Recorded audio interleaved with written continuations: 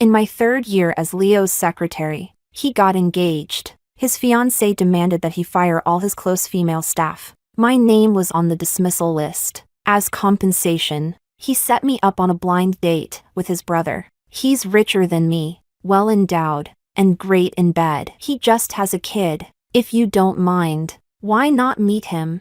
I didn't mind. After all, that kid was mine. Chapter 1. I had a thing with Ethan once. Leo didn't know. Otherwise, he wouldn't treat me like a servant without a soul. I was 22 when Ethan and I met. Fresh out of college, clumsy, naive. I mistook Ethan, who was doing a grassroots inspection, for a fellow job hunter who had just failed an interview. Like me, he looked pretty rough that day, wearing a suit, covered in dust and sweat, sitting by the roadside, eating from a lunchbox. A huge stack of documents lay beside him. He looked completely defeated.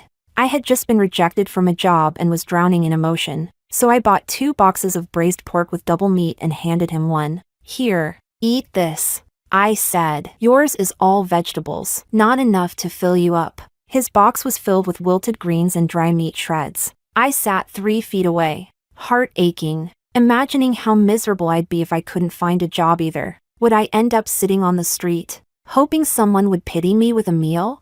I was so caught up in my own little tragedy that I didn't notice the look on Ethan's face, shocked, amused, intrigued. Over that meal, we chatted briefly, exchanged names. It was the wrong beginning. I assumed he came from a humble background like me, and Ethan was more than happy to play the role. After that, I ran into him constantly. Every time felt like fate. By the time he confessed his feelings, I truly believed it was destiny. Until one day, life turned into a cliché straight out of a melodramatic romance novel. I was shopping in a luxury mall, picking out mid-autumn gifts for a big client, and there he was, Ethan, casually throwing money around, one hand in his pocket, back slightly hunched in a lazy manner, foot tapping impatiently as he gave suggestions to a girl. When she finally settled on a bag, he let out a relieved sigh and waved for the bill. Just the night before, he had been in my shabby apartment, begging me to massage his head,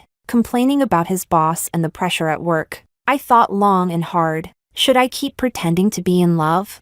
Or confront him and ask for compensation? I picked the worst option of all. I exposed him, but didn't ask for anything. He wasn't surprised. He calmly admitted everything. Then he said, "Want to see my place?"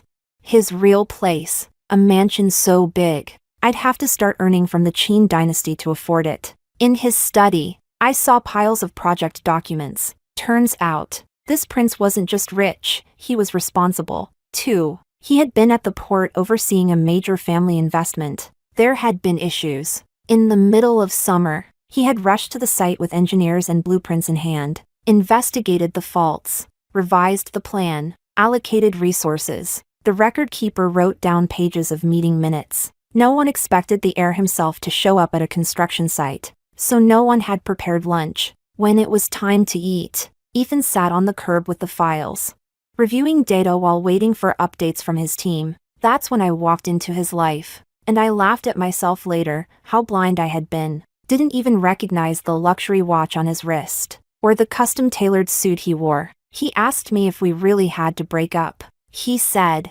"Love is all the same. In the end, it's about mutual gain." I was 24, too young. So young I believed love should have no dirt in it. "It's not the same," I said. I didn't cry, didn't say goodbye. I got in the car and left, as calmly as if I'd just been laid off. But life didn't go as I planned. Just a month later, I realized how important money really was, because my period never came. I was pregnant. At the same time, the company laid off a huge number of employees, including pregnant women. The boss made it clear they'd pay whatever compensation was necessary, but those on maternity leave should just go home and raise their kids. From now on, no more hiring women who might get pregnant. So before my belly showed, I rushed to pledge loyalty to my boss, promised it wouldn't affect the project, then casually asked for 3 days off to get an abortion. The boss was pleased and praised me as a model employee. Looking in the mirror,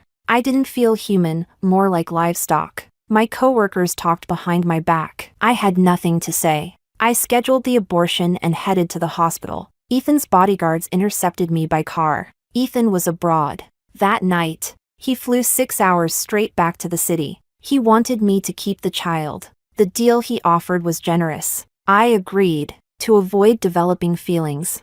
I didn't even look at the baby girl when she was born. Ethan took her and named her Sophia. I think he truly liked her, so I figured there was no need for me to care anymore. I left Beijing and moved south. Chapter 2. Turns out, I still couldn't escape his family. Ethan's younger brother, Leo, was in charge of the company's southern branch. I had been sending out resumes to every company I could think of. I didn't even realize I had applied for the position of Leo's secretary. The interview process was smooth.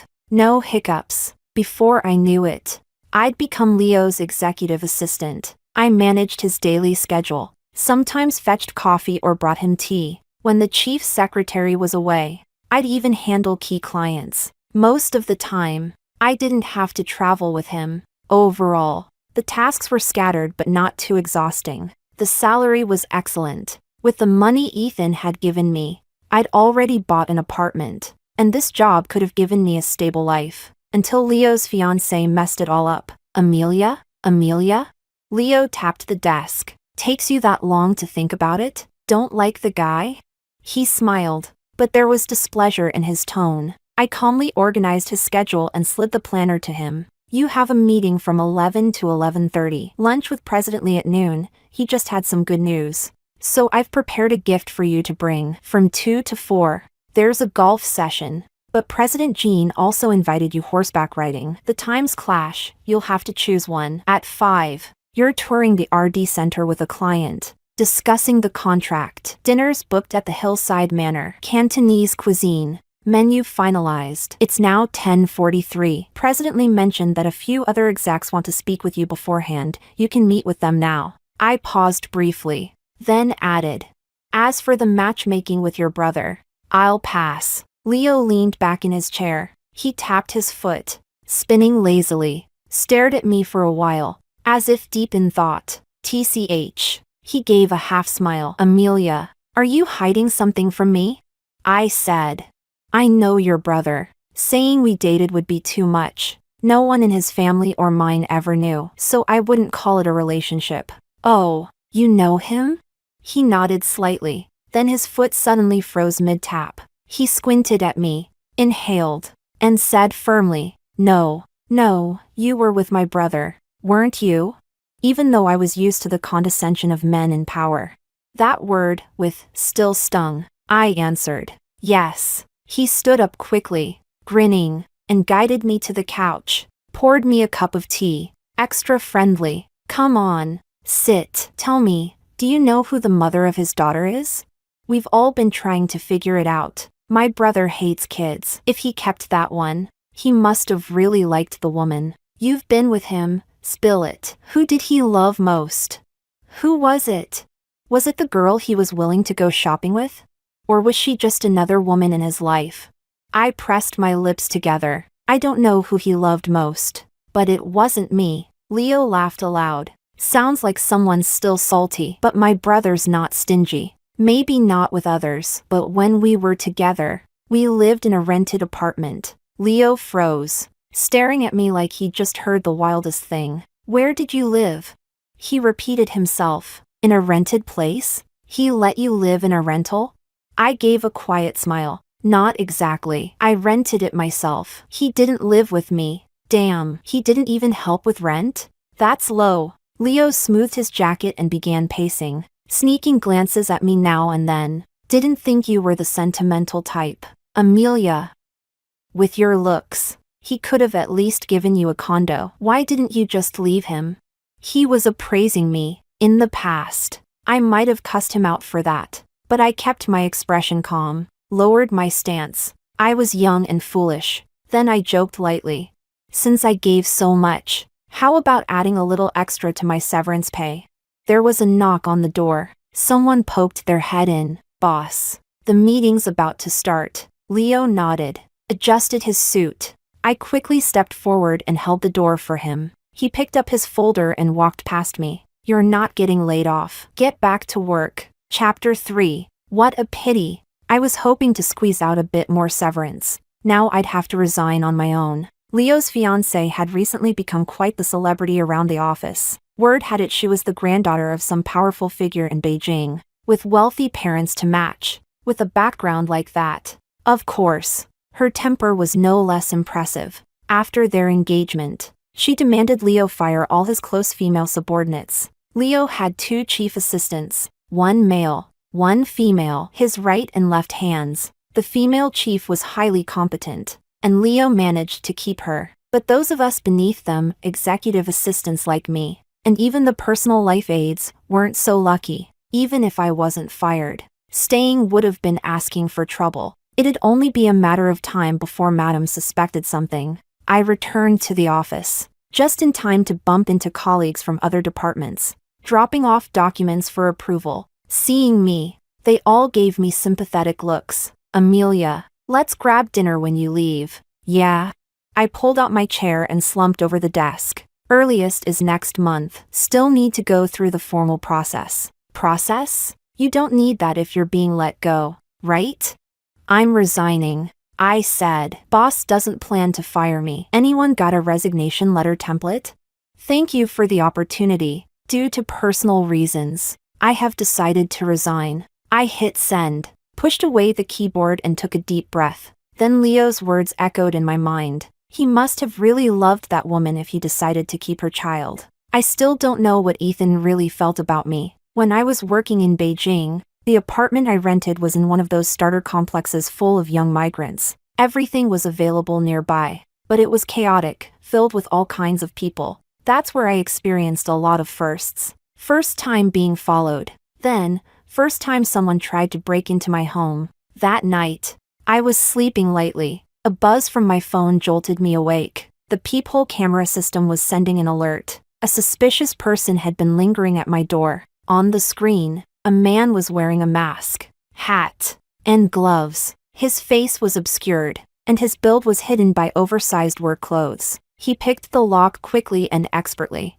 Every now and then, he turned and whispered something to a partner behind him. I stood frozen in the living room for a few seconds, then instinctively ran to the kitchen to grab a knife. I rushed back to the bedroom, eyes glued to the monitor, hands shaking as I stumbled through a 911 call. Then I called Ethan. His voice was low and hoarse, thick with sleep. What's wrong? I said. Someone's trying to break in. There was a pause on the other end, then the faint rustling of sheets as he got out of bed. He sounded fully awake now. How many people outside? Are they armed? I saw 2, didn't see any weapons, but they might have something. He steadied his voice. Don't cry. Lock yourself in your room and stay put. Suddenly, the surveillance camera went black. The front door creaked open. Footsteps entered the living room, coming closer. Someone started pushing at the bedroom door. I gripped the knife, debating whether I should charge out first. The adrenaline made it hard to stand. Even holding the knife felt wrong. I couldn't seem to get a proper grip or imagine swinging it. Then, chaos outside. Thuds, curses, screams of pain, glass shattering, objects crashing. Ethan? I'm here. His voice was hoarse, breathless. Stay inside. Just a moment. I wiped the sweat from my face. Collapsed at the edge of the bed. Drained. Then came a knock. I pushed away the things blocking the door. The living room was wrecked. One of the intruders was lying half-conscious on the floor, dragged out by the ankle like a dead animal. Ethan wiped the blood from his knuckles and pulled me into his arms. His coat was still cold, but his body radiated heat, blending with the smoky scent of tobacco. He held me tight, lowered his head and kissed my hair. A few of his men coughed awkwardly behind him. Boss, what should we do with them? Check if they've got priors. Let's make sure they rot in prison a few more years. Ethan stroked the back of my head, voice calm, buried against his shoulder. I mumbled. They're your friends? Coming out so late like this? I need to buy them dinner sometime. It's fine, he said. Get some rest. I'll stay here with you tonight. The police arrived. Ethan lit a cigarette and coaxed me back into the room. The murmur of conversation didn't last long. Later, he slid into bed and wrapped himself around me from behind. I was still trembling. You're safe now, he whispered. This won't happen again. I turned around and kissed him urgently. Ethan froze for a second. He was usually very straightforward in bed. I was used to him unbuckling his belt, pressing my nape, entering without hesitation. But that night, he was strangely gentle. He only held my wrists, looped them behind his neck, then flipped me under him and kissed me back. Autumn winds howled outside. His body radiated heat. When he cupped my face in his palm, I felt deeply, genuinely loved. But that memory had been chewed over too many times, like sugarcane fiber. Sweet long gone, when I sat across from him, talking cold hard deals. I couldn't fool myself with that diluted sweetness anymore. Maybe he loved me the way someone loves a beautiful pet, even if he didn't play with it himself. No one else was allowed to touch. That was all. Work ended. It was Friday. My resignation email had been sent. The soonest I'd hear back would be Monday. I started cleaning out my desk, slowly erasing traces of myself. I hadn't expected it. Leo called on Sunday night. He must have just landed. There was background noise from the airport. Amelia, what exactly are the personal reasons in your resignation? Boss. I'm 29. Time to settle down. He paused for a few seconds. You're not quitting just because I tried setting you up with my brother, right? Don't overthink it. It's not that. I replied. I actually met someone through a blind date. He seems like a good match. I was planning to resign around now anyway. What's his background? Nothing special. He's an associate professor at a university. I see. All right then. Do a good job your last 30 days. I'll give you a bonus as a wedding gift. Thank you, boss. One more thing, he said. Pick out a gift for a little girl. You're coming with me to Beijing next Friday. Little girl. I froze for a second. All right. Chapter 4. It was my first time entering the old family estate. The main hall buzzed with cheerful chatter. The servants moved around deftly, refilling tea and snacks. I carried the gift box, following closely behind Leo. All eyes immediately swept past Leo and landed on me. His fiancée's gaze was burning. And who's this?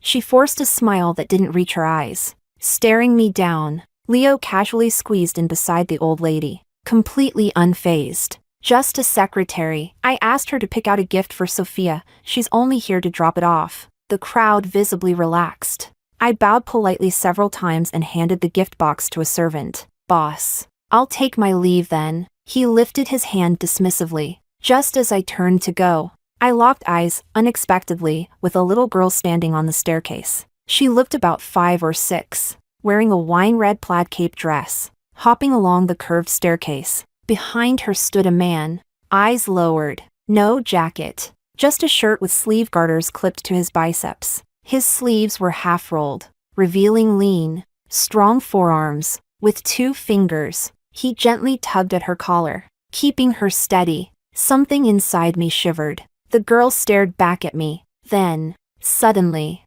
she jumped down the stairs and ran straight toward me. On the couch, the old lady opened her arms with a beaming smile. Come here, Sophia. Come to Grandma. I stared at her, frozen. Sophia. She's Sophia. I quickly averted my eyes, forced my expression into something neutral, and turned to leave. But a pair of little arms wrapped tightly around my leg. Her hands were warm. She clung to my leg like a soft, heavy ornament. She tilted her head up, looked at me with certainty, and called out, Mommy. The room fell silent. Instinctively, I lifted my gaze toward the man by the stairs. Ethan had lost weight. The youthful fullness in his face was fading. His skin clung tighter to his features, revealing sharp, cold bones beneath. He stared at me for a long moment, then lowered his eyes. A smile replaced his expression as he stepped forward. He crouched slightly and gently pried the girl's hands from my leg.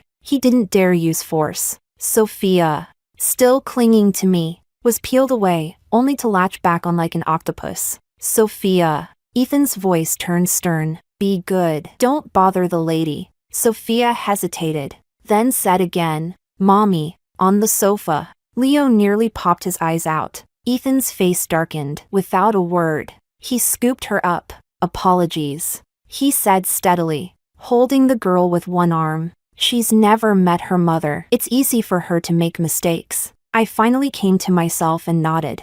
It's fine, I understand. God. That scared me. Leo exhaled dramatically, clutching his chest. Bro, your kid nearly gave me a heart attack. I thought I'd been calling my sister-in-law secretary for 3 years. Laughter rippled through the room. Ethan glanced at the gift box I'd brought. Miss. He stopped me. She likes you. Take the gift and play with her a while, if you don't mind. I looked toward Leo. He waved his hand. Go on. I sighed inwardly, picked up the gift again and followed Ethan. The corridor was silent. Sunlight filtered through the paneled windows, falling in broken fragments on the carpet. Dust floated like diamonds in the light. Sophia lay quietly on Ethan's shoulder, staring at me. You're planning to resign?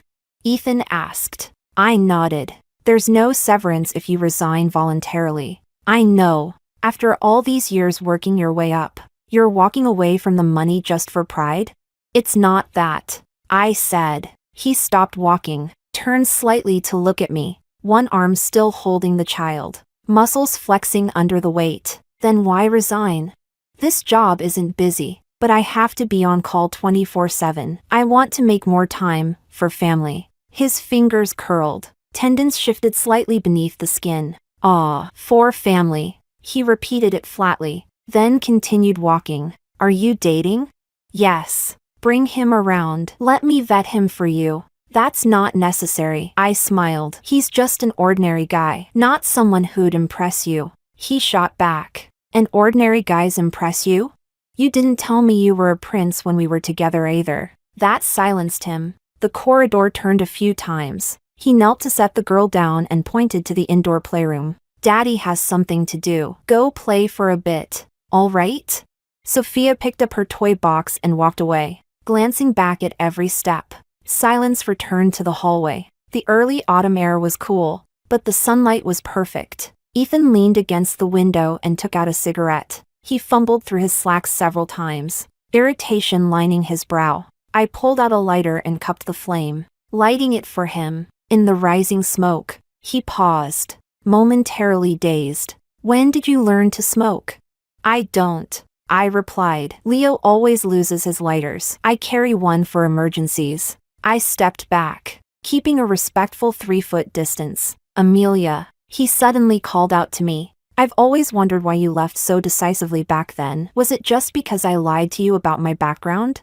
There were many reasons. Seeing him with another girl at the mall was just the spark. What truly broke me wasn't the cheating. It was the realization that he may have never cared about me in the first place. On our 2nd anniversary, I took 3,500 yuan from my savings. I bought Ethan a tie. I hesitated for a long time. Spending over 3,000 on a tie felt absurd for me, but a tailored suit wasn't good enough. A watch felt cheap. A belt or razor, too generic. I kept thinking, what's something that could stay with him for years?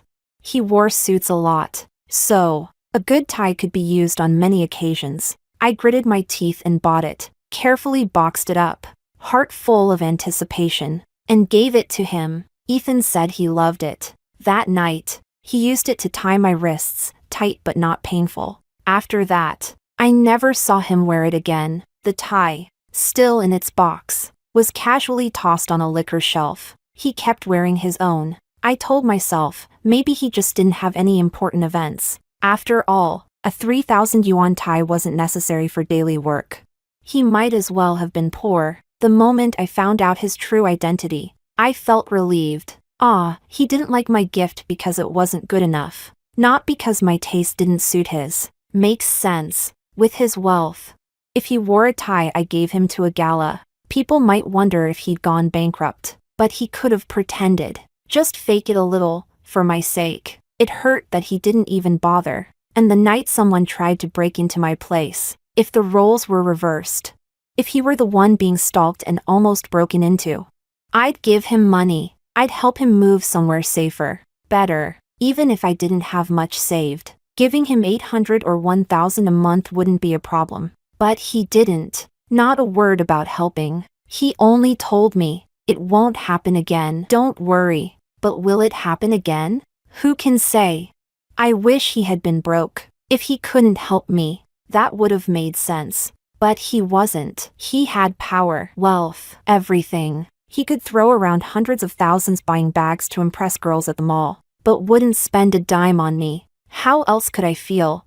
I could only admit I failed. 2 years together, and I never earned even a shred of his love. Ethan crushed the cigarette hard. The more he listened, the colder his expression became. So, I didn't wear the expensive tie you bought. Didn't give you money to move, basically. You think you spent your money on me and didn't get a return. You're blaming me for not giving enough back materially. I asked. You seem really offended when I talk about money. Heh. He let out a cold laugh. Who wouldn't be? I said quietly. I was poor, Ethan. Money was my sincerity. I've got plenty of money. Does giving it to someone mean I love them? With someone like you, giving money may not prove love. I said, but not giving it definitely means you don't think she's worth it. His mocking smile froze on his lips. He stared at me for several seconds, his throat moving slightly. I never saw it that way. It's fine. I shook my head. It doesn't matter anymore. I nodded slightly and turned to leave. He rushed forward and grabbed my wrist. Hard. It hurt. His breath was heavy. He opened his mouth several times but couldn't seem to get the words out. Stay. I'll give you whatever you want. I just want someone who's right for me. Sophia stood at the doorway, hugging her stuffed doll, watching us. I gently pulled my arm free. Don't let the child see something like this. His hand hovered midair, veins tense, knuckles white. Only when I walked far enough away did he slowly let go. Sophia hesitated, clinging to his pant leg. Daddy? Yeah. Was that Mommy? Yes. But other kids' moms, they hold them. Why doesn't Mommy, to me? She seemed to struggle with the words. Ethan held her close, smoothing her braids. Because Mommy has her own thoughts. When others are around, you have to call her auntie, okay?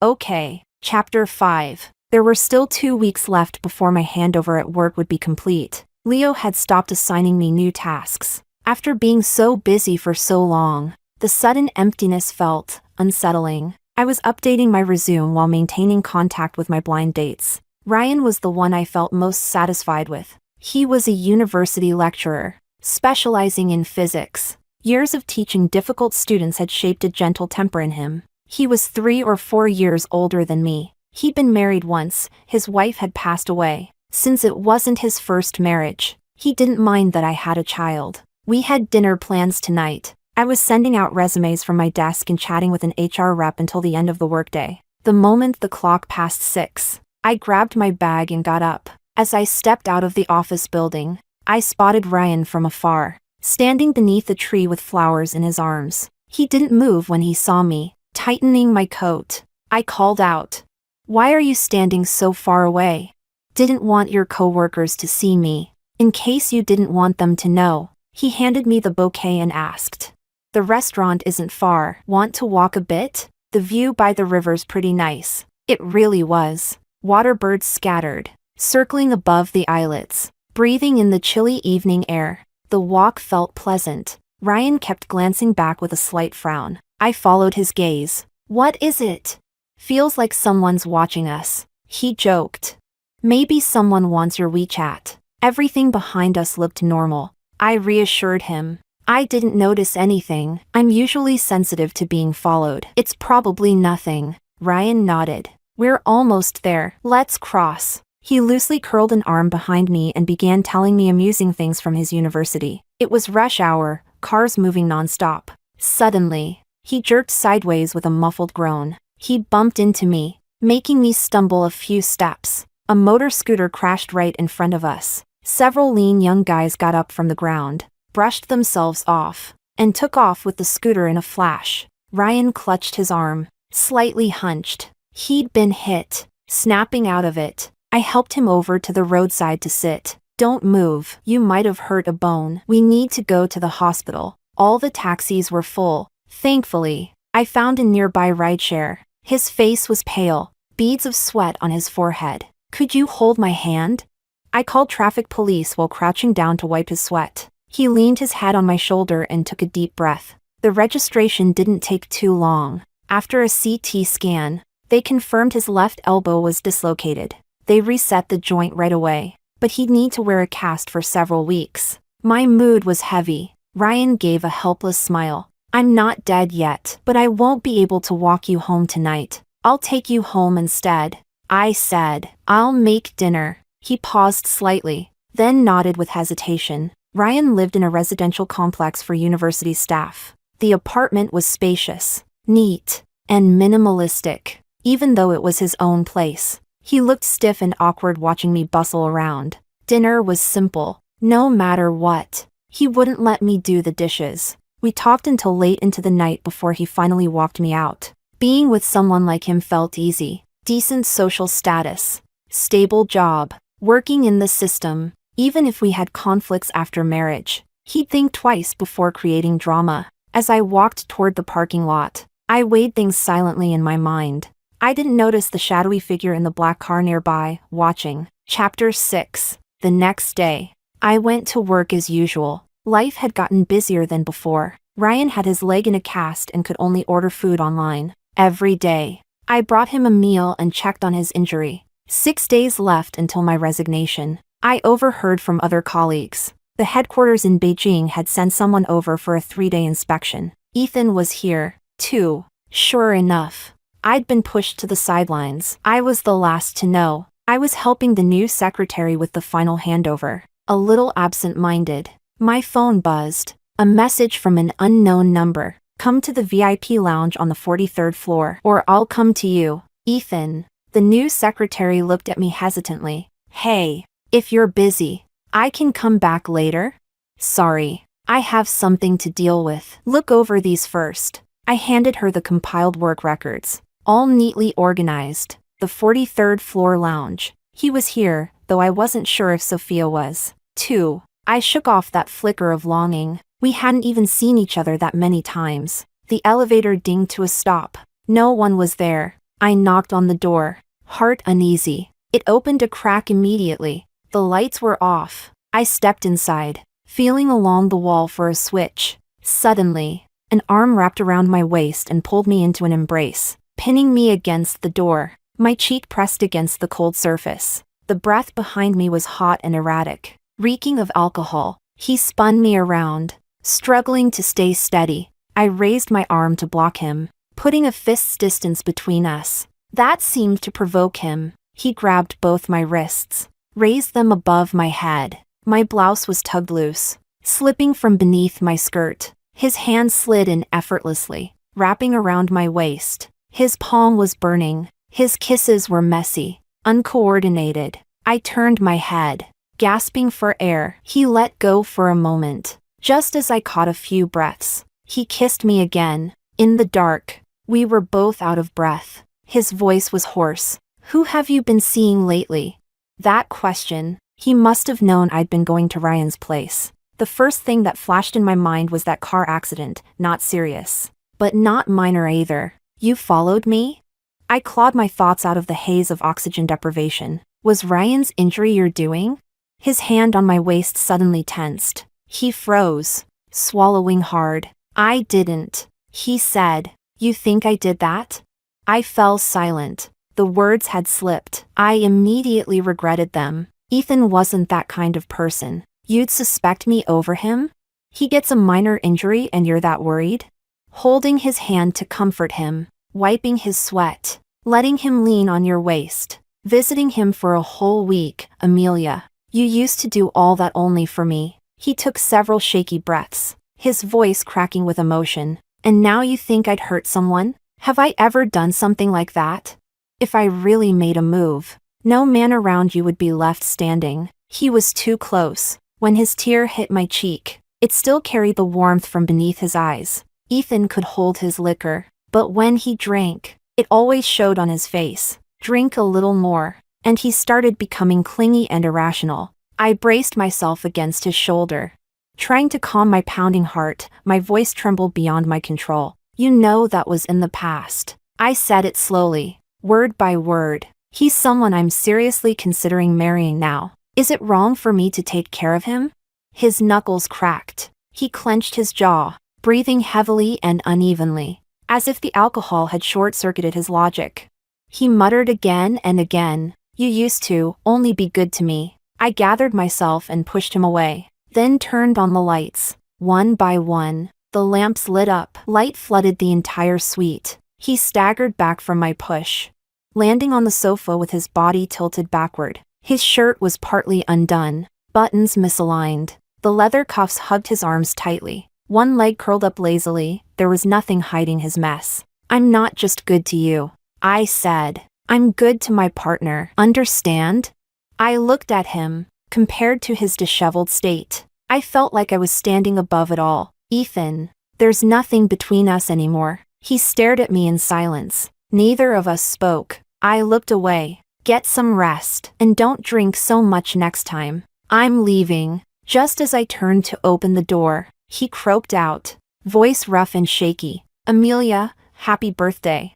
It felt like something tore open in my chest. I froze in place. Countless images flooded my mind. None of them clear, but all of them painfully familiar. A 2-year relationship ended like falling off a cliff. I would have preferred it had we simply grown apart over time. That would have made it easier to forget, to move on. But there was also a child. When I was pregnant, I didn't want to see him. He respected that and stayed away, but I knew he'd been around. At first, his massage skills were terrible. After he touched my swollen legs, they hurt even more. But as my belly grew, so did his technique. By the 7th month, he was applying stretch mark cream for me. One night, I woke up, and I knew the baby had kicked him. Ethan sat beside the bed, red-eyed and helpless, frozen for a long time. I hated myself for being soft. It was just happy birthday, just that. Why did it bring back so much?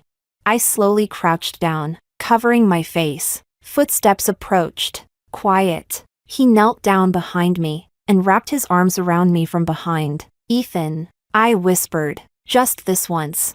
I helped him back to the bedroom. One by one, I unbuttoned his shirt. His eyes were rimmed with thin red veins. Exhausted. Guilty. Do you want to do it?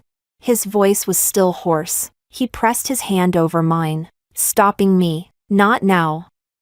I can't get it up. My fist clenched and loosened. I took a deep breath. I was going to wipe you down, but if you'd rather sleep in your own sweat and liquor, be my guest. Oh, he sounded disappointed and obediently withdrew his hand, laid on his back, letting me clean him up. Amelia, speak. The things you're upset about.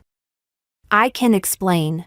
I remembered later, those days before we broke up. I went to the mall with the daughter of a family friend. You probably saw us. My family was trying to set us up, but we were too close. Knew each other too well. There was no spark. After that, we went home and told our families it wasn't going to work. About the break-in, you thought I didn't care about your safety. I did think about moving you somewhere safer, but I couldn't find a suitable place. If it was too upscale, you'd grow suspicious. I didn't want you to know about my background. So instead, I arranged for 2 people to move in, one upstairs, one downstairs. It wasn't that I didn't care. And about that tie. I'm sorry. I didn't realize how hard you worked for that money. I didn't respond. Instead, I pressed gently on the bruise on his arm. This one's big. How'd you get it? He kept his eyes shut. Whether avoiding the question or already asleep, I didn't know. I sat there for a long time, then quietly fixed my hair and dress, and headed downstairs. Chapter 7. The secretary room buzzed quietly with work. A colleague spotted me and waved me over. Amelia, the boss came by looking for you. Asked you to go see him when you got back. Did he say why? Nope. All right, thanks. I grabbed my makeup pouch and ducked into the restroom. Only after making sure I looked completely normal did I head toward Leo's office. Before I even reached the door, I heard someone trying to calm a child. I knocked gently on the half-open door. Leo looked up, frazzled, and let out a massive sigh of relief. Finally! You're here. I can't deal with this one. Sophia ran over and wrapped her arms around my leg. Every muscle in me stiffened, a chill creeping down my spine. Leo adjusted his suit. See? She listens to you. I stood stiffly. Boss, I've never taken care of a child before. Relax. She's getting her homework soon. She's 4, and already has homework? Leo stared at me in disbelief. He said, "Why don't you read her a story first?" Read a story? Wait, don't kids like fairy tales anymore? Why is this book full of geography terms and industry jargon? I was drenched in sweat after just 10 minutes of reading. Sophia kept rolling around on my lap. Eventually, the nanny rushed in and saved me, bribing her away with homework. I was exhausted. "Boss, I'll get going now." "Wait a sec." Leo watched the nanny and Sophia walk away. He closed the door, hesitated. "Don't call me boss anymore," he said. "You're Sophia's mom, aren't you?" I looked at him and said nothing. "You don't have to answer. I figured it out." He rubbed his forehead hard. "I was so dumb. Didn't even notice the mole on her neck looks exactly like yours. If you spend your days staring at your female employees' necks, that's a real problem." Leo pulled out a cigar, patting his pockets. I casually took out a lighter and lit it for him. He jumped off the couch. "No, no, no. Let me do it." He walked to the window and cracked it open halfway. "My brother already came to see you. What are you planning to do?" "Let things happen naturally." "Pfft, after you left that day." He dragged me into the garden and got eaten alive by mosquitoes. Rambling for hours about how good you were to him. Said he hid his wealth because he didn't want you to get distracted. I told him, if Amelia were in it for the money, she'd be long gone. All you've got going for you is a decent face. Nowadays it costs millions just to keep an internet influencer. And you can't even spend a dime on a good woman? Serves you right she dumped you. He beat me up for that, but I swear, he's never had anyone on the side. Ever since Sophia came along, the family stopped trying to set him up. He's been busy with her. No time for flirting. I changed the subject. He's got a bruise on his hand. You know how that happened? Leo frowned, thinking, oh, that. He sounded casual. He spent a few days delivering food recently. 3 cars were tailing him. Still ended up in a minor accident. I thought I'd misheard. Took a long moment to process it. No, nothing in my vocabulary sounds like delivery but means something else. Don't people in your circle laugh at him? Pfft, who'd dare? Leo snorted, squinting as he flicked ash. You know how he is. He never does anything without testing it himself first. That delivery stunt? It freaked out some CEOs. They invited us to dinners, trying to figure out if our family's planning to enter the industry. And you know what? The delivery sector really does cover a lot. It might be worth getting into. I nodded, but said nothing. He crushed out the cigar, looked at me. You still planning to quit? Work outside won't necessarily be easier. No worries, thanks to you. I'm making it as a content creator. He straightened up. What do you mean? I've been posting videos, a day in the life of a corporate secretary. Got quite a few followers thanks to company gossip. Amelia, even if you were my sister-in-law, I'd still roast you. Go ahead. Not like you can fire me anymore. I checked the time. It's the end of my shift. You carry on. A lot of things were wrapping up. Like my desk, already clean and empty. Like my relationship with Ethan, it was time for a final decision. I went home and made dinner. As usual, I packed an extra portion and brought it to Ryan. His cast was expected to come off in 3 days. You always look so grim when you're here. None of this is your fault. You know. He opened the thermos, poured me a cup of tea. I searched for the right words, not knowing how to begin. After all this time, we should have been talking about marriage. But to back out now felt like I'd wasted his time. Ryan spoke before I could. I know. He said, don't worry, we're just not right for each other. I rubbed my forehead. I'm sorry. He smiled. Your ex came to see me. I immediately looked up. Don't worry, he just talked a bit about your past. If not for you, I'd have never met him. His stocks made me a lot of money. He sipped the soup and teased. You've got talent, looks, and savings. Your only flaw is that you've had a child. But then again, your ex is Ethan. That changes things. I've been married before. I know where I stand. I'm not confident I can replace Ethan in your heart. And you two share a child. Ending this blind date is the right call, for both of us. I finally relaxed. Grateful he spared me the words of rejection. If you ever need anything, don't hesitate to call. I'll help however I can. Thanks. He said, but Mr. Ethan has already taken care of it. Ryan walked me to the stairwell. His silhouette gradually faded behind me. I turned on some music and drove home. Chapter 8. The headquarters inspection ended. So did my resignation process. The job market outside looked grim. Luckily, I had my content account as backup, so I wasn't planning to find another job anytime soon. While memories were still fresh, I compiled all the weird and wonderful stories from the company into raw material, shot them, edited them, spent 2 months at home, and finally turned it into a snarky video series. Ethan kept showing up, bringing the kid in bags full of toys. He'd come in without saying a word, playing not far from where my desk used to be. He'd crash in the guest room for a few days, then leave just as quietly. It had been 10 days since I'd last seen him. Winter was settling in. While tidying up, I stepped on a rubber duck, one of Sophia's toys. I sat on the floor and rolled it in my hands for a long time. Couldn't help it, called Ethan. Busy lately? There was a pause on the other end. A few seconds of silence. Then, do you want to see me? I said. The chill. I'll be there tomorrow. The call ended.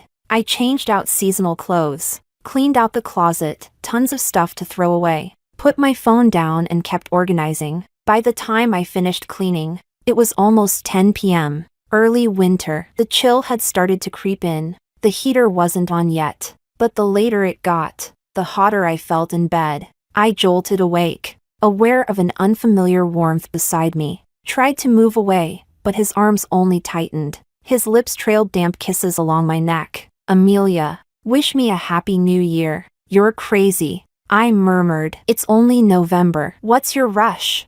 You haven't said it to me in 4 years. I turned my face away, trying to slip out of his hold. Suddenly, his hips pressed forward, deliberate, intense. Heat flushed all the way to my scalp. I flipped over and bit his shoulder. You said you'd be here tomorrow. I couldn't wait. The kid's coming tomorrow. He slid his arm under my back, pulled me in with a firm hook, gripped my chin, swallowed my tongue with a deep kiss. Let's get back together. He was panting, gently tightening his grip on my hand. Sophia really misses you. I need to think about it. He jumped in quickly. Then take her to the park. She wants to play with her mom just once. I replied. There's a new amusement park in South City with lots of family attractions. He lowered his head, then buried his face in my chest and, like a wild dog, tore open my nightgown, which directly caused us to be 2 hours late picking up the child from the airport. By the time we met up,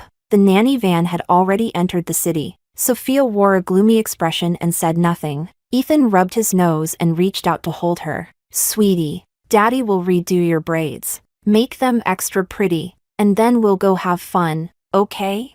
She turned her head away. Don't be mad. Daddy had to beg Mommy for a long time. That's why we were late. She stayed silent. Ethan quickly raised the stakes. Mommy promised to play with you the whole day. I said. I never said that. Sophia lost it. She burst into tears, completely catching me off guard. Ethan hurriedly carried her away, red-faced, trying to soothe her. Daddy won't be late again. Okay, okay, okay. You have to promise me 1, no, 3 conditions. Anything you want, anything. I rubbed my temples. He just signed a deal that even Li Hongzhang wouldn't have dared to sign back in the day. Respiraba con dificultad.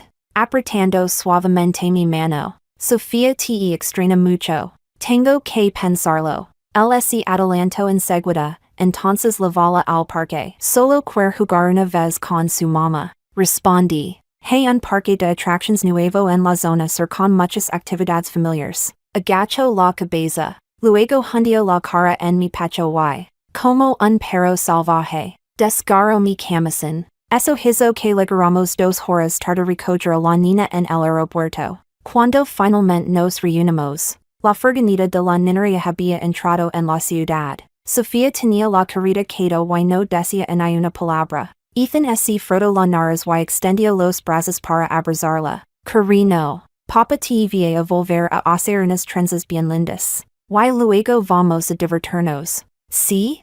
Ella giró la cabeza, ignorándolo. No te enojes. Papa tuvo que convencer a mamá durante mucho rato. Por eso llegamos tarde. Ella seguía en silencio. Ethan enseguida subió la apuesta. Mama prometio jugar contigo todo el día. Dije, yo no he dicho eso. Sofía estalo. Se puso a llorar y mi agarró completamente desprevenida. Ethan se la levo en brazos. Con la cara colorada. Tratando de calmarla. Papa no volverá a llegar tarde. Veil.